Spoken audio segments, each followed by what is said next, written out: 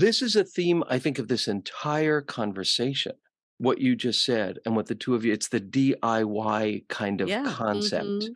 that, that we are crafting this based on our relationship, based on who we are, that it's more like an open palette, that there are possibilities that we're creating. I just want to acknowledge the vision that you're kind of offering to people here, and then the questions that go with that.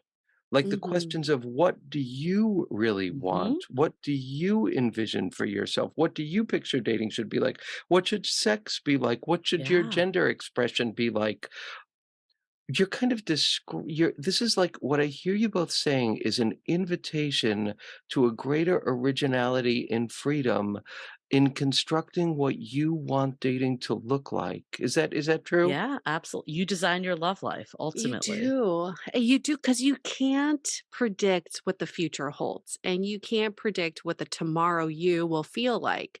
But in dating, if we are looking for a monogamous partner, we're in an exciting time where we can DIY our relationships